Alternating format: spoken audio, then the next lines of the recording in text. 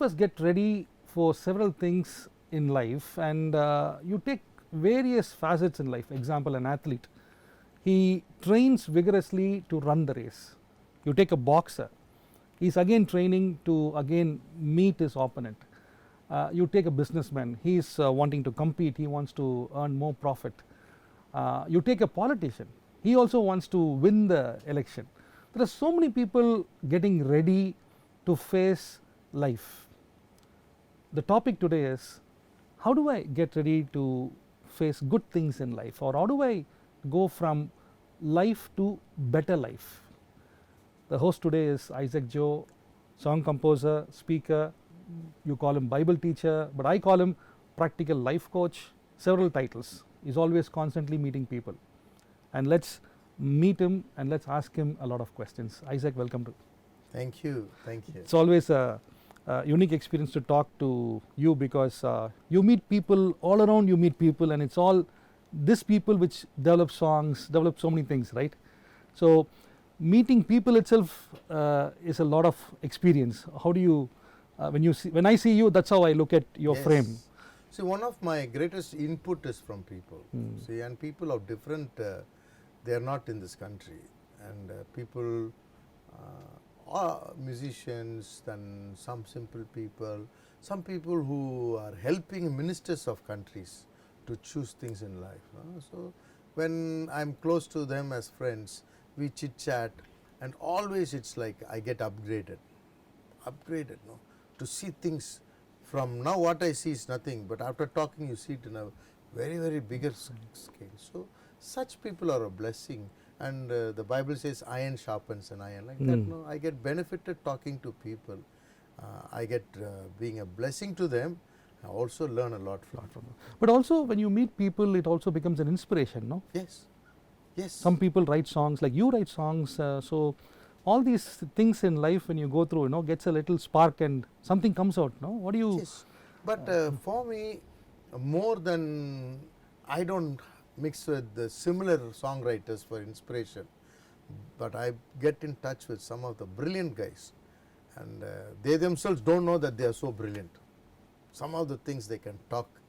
So I'm all these friends whom I met during my travel, maybe from other nations and races, it helps me a lot. So my understanding grows. Anyway, Isaac, the topic today, as I gave the introduction, everybody gets ready for something in life, and I was just telling the point as, how do we get ready for more good things in life? Yes. See, that Bible verse comes to my mind. The Lord says in the word, remember not the old things anymore. Or remember not. Till yesterday forget it. Why? Yesterday's fire is today's ashes. Oh. It's gone, your glory. You can say, no, last month we did, 6 months back. Okay, nice to hear But that. some people tell, no, Isaac, don't forget your past. No, don't forget the past to draw strength. Ah. For example, David, he says, I handled the lion, the bear, gets a strength, looking at the past, not on the negativity. Now, this guy is not a big deal. God will stand with me, I can take Goliath. So like that, looking at the past is good, but looking at the past to allow the past to make you sink is not a very wise thing. So that is what, when you ask me about that. So how do we get ready for more good things in life? I mean, it's an exciting word, more good things. It's not saying good things. I think the topic is more good things. Yes, how more do you good things is, what is it then? Don't be satisfied. Oh, That is, don't be satisfied. When I say, I'm not encouraging people to be greedy, but you shouldn't become complacent. Okay, I'm You happy must with be this. content. Must be content, thankful. But you can't be holding on to that status quo and say, okay, this is it. That's where you put a limit on your life. God has got bigger things, more things for us. But let's not settle, not telling, okay, I'm happy with this. No, but we need to expect more things if you want growth in our life. And that verse what I quoted was, remember not the old things anymore. Why? Behold, I'm about to do a new thing in your life, and it will spring forth. New thing. See? So this gives us an excitement. There's always something new around the corner, something beautiful. And life is not stale. And the Lord surprises with new beginnings and new things. How can new things come from old past, Isaac? I mean, just a question, you know. How does God create new things? How does God create new things in life? That is life. Where there is life, there is change. Where there is change, there is growth. So life must progress. Life should not become stagnant. Life should not go on a reverse gear. So it's a happy thing to progress. So that should come from within. And that's how growth is coming. And new things people invent. See, take the one thing about Apple. You see, by now they would have invented few new things already. But they can't wait too long before somebody does it. And you can't hold on to it too long because it will become outdated. And you have to keep moving with new things. So from what we saw now, new things are coming. And the same thing God has got for us. New way of doing, new challenges. And that's how we grow financially, influence, impact. And people right from standard 1, 12, college, university, is again a progress. God is a creative God. How do you look at that statement, a creative God? How would you respond to that statement? Everything you see, don't see was created by Him. No? So, He is nothing but a creator. And He always creates out of nothing. And so, especially you can apply that to life solutions. Creative way God comes out. Creative way He moves you to a higher level. And if you want to look at it that way, lot of things you can see. Sometimes you don't see, you take the main thing and go. But why did He do that? If God told Moses, hey Moses, come here, he would have said, get lost. If I was Moses, I'd be so frustrated. My whole dream has fallen apart. 40 years in the wilderness, after 40 years in the palace. He's so depressed. But he wouldn't have come. But God is creative. How did He create? Make him to come there, you see. He handled him like a kid. He has no entertainment, no VCD player, no YouTube, no nothing. He made a bush to burn and not get burnt. The guy became curious. The Bible says he turned aside. Then he walked slowly to go see. When he came so close, he says, Moses. Don't you think it's quite a creative? Yes, he handled like a kid. Yeah, he knew how to approach it. Yes. So every approach is different. Very nice. Isaac, we'll get into a song which you sang and you composed, and I have some more practical questions on. It's a very intriguing topic, you know. It's not saying how to get ready for things in life. It's saying how to get ready for more good things in life, and that's the topic. So let's talk about this. Let's find out what we can learn and give our audience on this more good things after this song. Yes. Whenever you see someone knocking at your door, just remember this. Jesus Christ is knocking at your heart's door, and you're not paying heed to it. Whenever you hear someone knocking at your door, just remember this. Jesus Christ is knocking at your heart's door, and you're not paying heed to it. Oh, you blind man. Hey, you blind.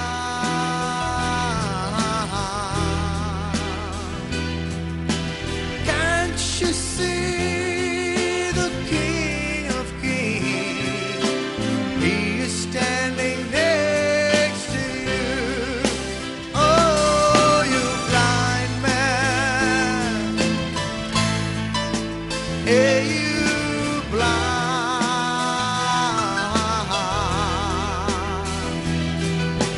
Can't you see the King of Kings? He is standing next to you. Whenever you see a dirty pig on the road, take a closer look.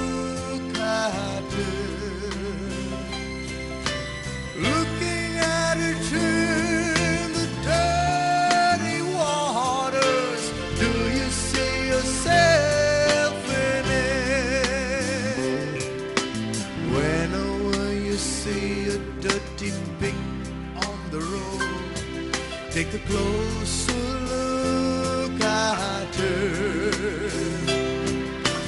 Looking at it in the dirty waters, do you see yourself in it? Oh, you blind man, hey, you blind.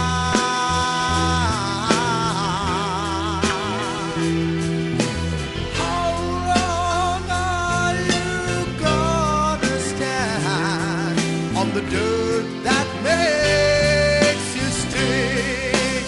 Oh, you blind man, hey, you blind.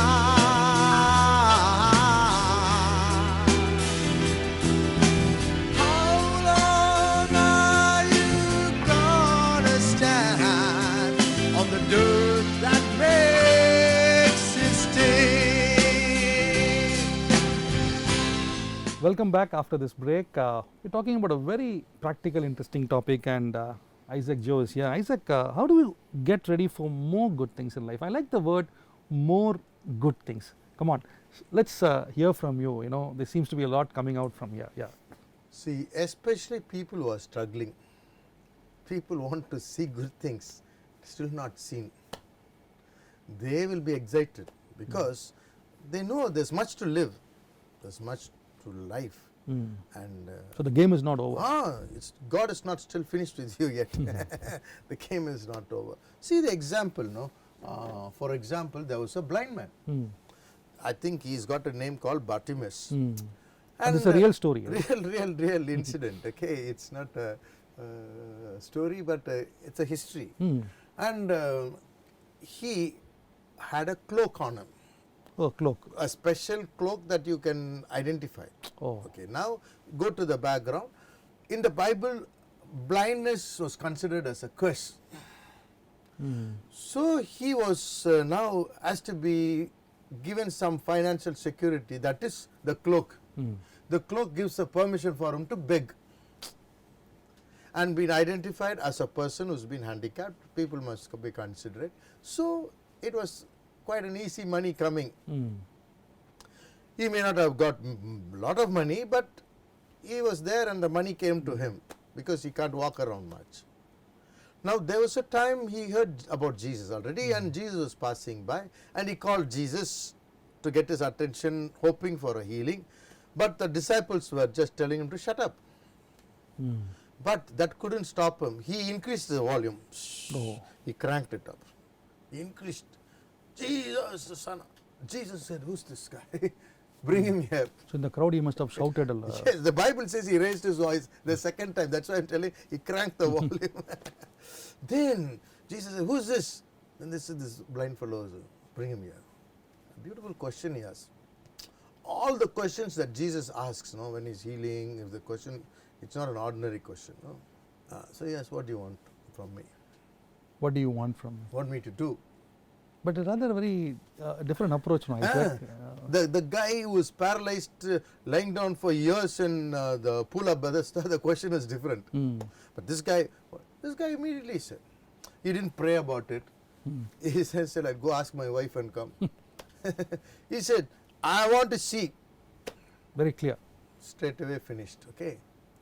Now, before what happened when Jesus called him, the Bible says he threw that outer garment out and he proceeded forward to meet Jesus. Oh, so there's an action there. There's something about it. Because this tells him his status is a blind man, and he gets easy money, small money maybe. It shows I'm fed up with that old style. I'm tired of it. I'm tired of it. I don't want that style. I want a better style. I want a better life. I want to become dependent on nobody, but I want to do something. I want to, maybe so many things you'd have had, no? I want to see, then maybe I start a shop, then I get married. I want to live life, man. That is not my destiny. So he said, he threw off the cloak, the coat. The better life. The topic says, no? Yes, now for a better life you want to move. There's something you need to throw. That's what we learn. Throw the old status quo. safe. You don't want to attempt anything. People say don't rock the boat and all that story. Okay, till now, okay. He is not satisfied with that. He says, I'm going for something more to see. But when you want to see something more happen in your life, you must be ready to throw that refuge you had, easy life. It also shows some desperation, no? Yes, that's the way he lifted his voice. The sound. And he got it. So this cloak is signifying a few things that we need to throw the old things we dependent, the old stories, the old lifestyle, all the old things we got used to it for a long time. Rumbling, murmuring, everything. Murmuring style, everything. And it can be also the old style is a comfort zone. You do nothing, ma. Come sit down here, sit down here, money comes and good enough. But not big money. But he wants to see big money. And he does not want to be defined as a beggar.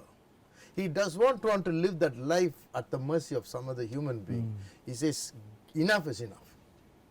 He threw that license which the society has given, you can beg. He says, I don't want that. See, that is a very important thing for us. But why did Jesus ask him, what do you want, Isaac? I mean, I just thought about that question, you know. I mean, Jesus definitely knew in a person. Why would he ask that question? I mean, I'm just trying to understand, you know. Like if I'm praying to God, Jesus knows what my situation is, but if God answers me and tells me, what do you want? What do you want me to do for you? Beautiful question. So if the same question is asked to you, to me, what would that spontaneous request be? Many may not have. They be just scratching their head. Correct. Many may not have the boldness to ask God for big things. They think as if God is very poor and they don't want to trouble him. I was preaching the same message I used to ask one day. Will you immediately say, Lord, I need $1 million or for 10 lakhs, 1 crore, something big? No. If you ask, then God is not, Jesus is not so simple. He is not, you can't take him for a ride. He'll ask, what are you going to do? You must give account, no? Correct. No, Lord, I want to start an hospital for this, for that. Then he says, you ask for 1 crore, you need 3 crores, man. Come on. You didn't work out your maths. But your heart is good. Your intentions are good. I'm ready to invest. So he asked him and he is yelling, no? So it's a simple, normal question is, what are you asking me, man? Why are you yelling? What do you want? So this guy has already showed something to cut off from that old lifestyle of depending on people, being like a beggar, sitting in a comfort zone. He's looking for something new. It's very obvious. So what's the takeaways we get from this lesson? See, in our life, we have lived our life, living a small life, given up to break for a bigger life. And we will tell we are very content, we are not greedy, we are humble. But I tell you, God wants you to receive more because God has got more to give. So our expectancy, our even that prophet, when he was blessing that widow, he said, okay, you go borrow vessels around your house, your neighbors, and he adds one word, not few, but many. So now, if the lady has brought in 50 vessels, the oil would have flowed into 50 vessels. Correct. If she brought 5,000, 5,000 also, 500, 5,000, 10,000. So the limitation is not from God. We fix the limit. It's the limit of your belief to bring the number of vessels. He's ready to do it. He is ready to do. He is inexhaustible. But our heart's belief, our expectancy is what will allow God to fill it up so that we can do. But the limitation, now what I'm trying to say is the limiting mindset. So before to see greater things in our life, we learn a lesson from this guy to give up, to say bye-bye, the old dependency, living like a beggar, living at the mercy of people, and comfort zone, no sweat, nothing. No, you have a desire to come out. So you must leave that. The second thing I like to add is, before God could pour blessings upon you, He also very smart God. He sometimes there's a small changes. He expects something. You as a person must ready to throw away everything that hinders our greater life. Some fellows, I tell you, I don't know if I'm going out. If you don't want, you can cut it also. They don't want to give up their old girlfriends. When they're getting married to a good girl, you don't create suspicion and opportunity for jealousy and doubt and madness to come. They don't want to throw that cloak, and the marriage is messed. This is a lesson people must know. You don't need the whole world. You don't need all these funny comments, and they see what kind of communication you are doing with their SMS and WhatsApp, and then they say, what is this guy dealing with whom? The guy may be a good guy, but the person can be, I don't know what. Correct. Then it causes insecurity for the woman, and it may end up, No, families break away. correct. So that can be a cloak, Correct. something that is stopping, pulling you back. It's not allowing you to have a greater life. Silly thing, that silly cloak But it can be dangerous. can be your future destiny gone. So you have to find out what is stopping you, what are the things are stopping you from growing up. Okay, simple thing, you are a person who doesn't want to initiate things. You want somebody to do for you. I used to be like that. I'll want, why don't you talk for me? You're my friend. I'm scared or shy. Now that can be a cloak. You need to straighten up and say, nobody cares for my life. I must care for my life. I pray. I'll take a step. I knock the door. I'll move and I expect a miracle. So you need to initiate. Don't expect people to just serve it on the plate. Correct. So this type of attitude inside, that's what you see. Before God wants to bless, He wants to see whether you can take it. That is, Handle it. handle it. The thing is, the Bible clearly says, don't pour a new wine in a old skin. What is the lesson God is teaching is you must enlarge your vision. Lot of things happening here and here. When our mind is ready to enlarge, when our mind is prepared to accommodate new big things, and shrinking, restricting stuff cannot hold all the big things God. So that is the example of an old wineskin. When it's over a period of time, the leather becomes strong. It loses the ability to become elastic, to expand. So when a new wine is poured, the effervescence, the chemical reaction makes the old fellow, that old skin which can't expand, to tear. So the wine skin is gone, the wine also is gone. So the Lord always says, no, when you want new vision, when you want me to give you new ideas, new visions, you make room for your mind in your thinking and be ready to not to be restricted, be fresh to accommodate. If you are ready, then I am ready to pour. God cannot pour great and big ideas and dreams He doesn't in a force. restricting Yeah. wine, which is your mindset, and which can be our attitude. Attitude, no? Restricted. Like attitudes, like people say, I've come to a saturation, there's no more improvement, no more promotion, that's all. What else is there in life? That's all I've reached. They don't see anything else. Or they will say, that has become a part of my life, I have to live with that. So these type of negative mindsets, they're not able to grow, then they'll complain something. But we need to identify our mind negativity. So again, Nelson Mandela could have had so many negative reasons. He never picked it. Look beyond. He looked beyond. So when you are growing and expecting big things, don't look at your present. Practice to look beyond what you expect. Now the situation is like that. It's okay. I don't wait till it all changes. Before it will change, I can see in my mind, in my imagination, results of what I expect. I can see. God has given us the gift to imagine. Even you can imagine a castle where no castle. I'm not teaching you to build castles in the air, but the real stuff is that in Psalms, the Bible says, Psalm 27, the last but one verse. I would have fainted if I have not believed to see the goodness of the Lord in this land of the living. That means I have to believe to see, but right now nothing has happened. But I must anticipate. I must expect. Expectancy is a very big magnet to bring down blessings. That's why when the guy was lying down in the pool of Bethesda, the question he asked him was, the other fellow, what I can do for you? He's asking, do you believe I can heal you? A different approach to different people. Do you want to be healed? Something like that. No, that means the guy could have told, oh, what do you think? I'm lying down here. I'm not come here to play or fly kite. No, boss. I'm expecting something to happen, but I'm unable to connect.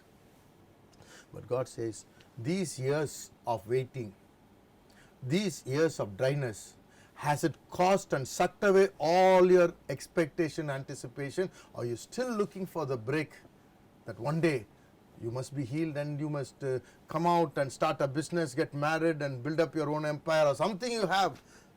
He says yes. So my friend, God is looking for expectancy, anticipation. God wants to work with us, everybody, and He is interested in to build our life, to make us somebody real, worthwhile in this life. I think there's so much learning and so much takeaway, and every word what you said, there's a large learning, and one key word is attitude. You know, in both the blind man's approach and the person in the pool, I think the attitude really matters, takeaway. But Isaac, Avi, on the whole angle, God is willing. See, you Yes. have He is willing. Yes. It's, I think we always look at God and say, you know, why isn't He doing? But it's, what I'm understanding Correct. is that He is willing. He's So is there something other, in the whole takeaway in this program, is there another point which we are missing, Isaac? see, the thing is to put everything, God expects us, what to do is, whatever you can conceive, that only you can receive or produce. Oh, so it starts from us. It starts in your mind, in your heart. So that's why God says, guard your heart with all diligence, or guard your heart with all diligence. Out of it flows the issues of life. So don't allow negative people. That's why you gave the example of orange. What crushes comes out. Come. And one more I can add. This Zachariah was praying, righteous man. But when the angel said, I'm going to give you a boy, child, he's trying to convince him that it's not going to happen. Then he said, I think you got it wrong. Everything is right other than your mouth. So he zipped his mouth, telling, till the baby is born, you must be shut. Otherwise, you'll talk and toss an abortion.